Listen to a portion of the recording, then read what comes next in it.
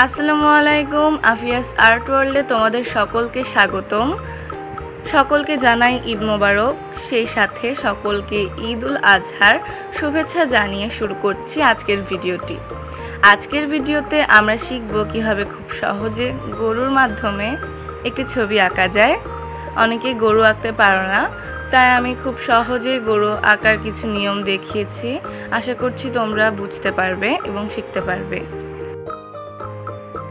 প্রথমে আমি গরুর মাথা এবং গরুর শরীর আঁকার জন্য দুইটি বক্স এঁকে নিয়েছি। তারপরে বক্সের উপর দিয়ে আস্তে করে গরুর মাথা এবং বডির যে শেপটা সেটা দিয়ে নিচ্ছি। তারপরে গরুর গলার কাছে একটু ভাঁজ দিয়ে প্রথম পা, তারপরে লেজের জায়গা থেকে পেছনের পাটে এঁকে নিচ্ছি। নিচে দিয়ে দিচ্ছি পায়ের খুর, তারপরে এঁকে নিচ্ছি লেজটা।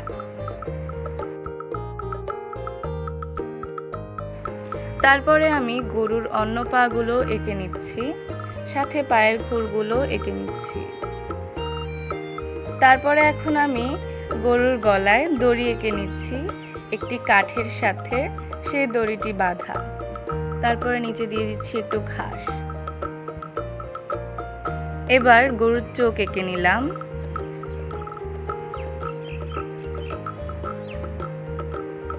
তারপরে লিখে দিচ্ছি ঈদুল আজহা।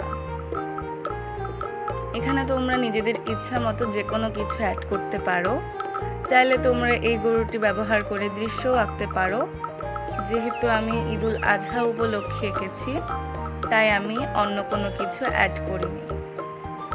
তারপরে আমি বাদামি কালার সাইন পেন দিয়ে ভালো করে ভাসিয়ে নিচ্ছি।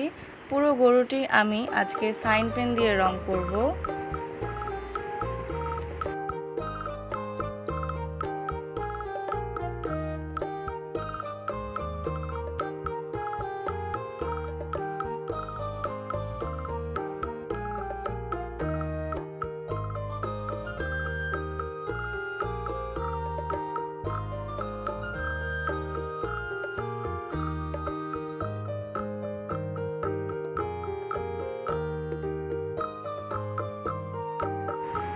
এবার গরুর গায়ে যে কালো কালো ছোপ থাকে সেগুলো এঁকে নেওয়ার জন্য প্রথমে অ্যাশ কালার দিয়ে গরুর ছোপগুলো এঁকে নিচ্ছি।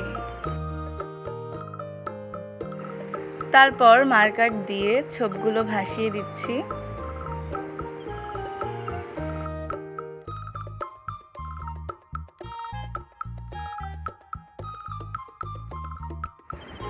শুধু সাদা কালো গরু আমার কাছে কেমন যেন লাগছিল, তাই আমি একটু হলুদ রং অ্যাড করেছিলাম, কিন্তু আমার ভিডিও অন করতে মনে ছিল না। যাই হোক, তারপরে আমি বাঁশের খুঁটিটি রং করে নিচ্ছি বা কাঠের খুঁটি। প্রথমে কমলা কালার, তারপরে হলুদ কালার দিয়ে ভাসিয়ে নিলাম। নিচে ঘাসের অংশে একটু হলুদ দিয়ে দিলাম, তারপরে সবুজ দিয়ে ঘাসটি আর একটু ডিটেলস অ্যাড করে দিলাম। এবার ঈদুল আজহা লেখাটি সবুজ কলম দিয়ে প্রথমে ভাসিয়ে নিচ্ছি।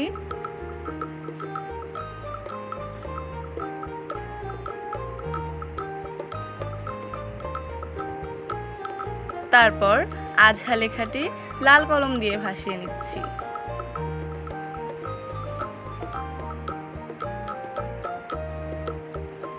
ব্যাস, খুব সহজেই হয়ে গেল আমাদের গরু আঁকা। আশা করছি তোমাদের সকলের ভালো লেগেছে। ভালো লাগলে অবশ্যই লাইক, কমেন্ট, শেয়ার করে আমার পাশে থাকবে এবং চ্যানেলটি সাবস্ক্রাইব করে দেবে। ধন্যবাদ।